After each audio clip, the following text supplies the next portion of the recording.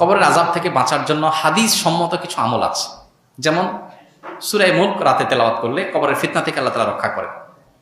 পুরো রাতের ভিতরে কেউ সূরা মুলক পড়ে, নিয়মিত অভ্যাস আছে, মাঝে মধ্যে ছুটতেই পারে, এই আমলটা যদি কেউ করে নিয়মিত, ইনশাআল্লাহ আল্লাহ তাআলা তাকে কবরের ফিতনা থেকে রক্ষা করবেন, হাদিসে সাব্যস্ত আছে। নাম্বার 2, নবী করিম সাল্লাল্লাহু আলাইহি ওয়াসাল্লাম শেষ বৈঠকে আত্তাহিয়াতু এবং দুরুদের পর দোয়া মাসুরা যখন পড়ি আমরা, তখন তিনি 4টা বিষয় থেকে পানা চাইতেন। এটা দোয়া মাসুরার জায়গাতে আল্লাহুম্মা ইন্নী যালামতু নাফসি পড়েন, পাশাপাশি এটা অথবা কখনো এটার বদলে এটা আপনি পড়তে পারেন। দোয়াটা হলো আল্লাহুম্মা ইন্নী আউযু বিকা মিন আযাবি জাহান্নাম ওয়া মিন আযাবিল কবর ওয়া আউযু বিকা মিন ফিতনাতিল মাহইয়া ওয়াল মামাত ওয়া আউযু বিকা মিন শাররি ফিতনাতিল মাসিহিদ দাজ্জাল। এই যে এখানে জাহান্নাম থেকে এবং কবরের আযাব থেকে পানা চাওয়া হয়েছে। অতএব শেষ বৈঠকে আল্লাহর কাছে দোয়া করেন।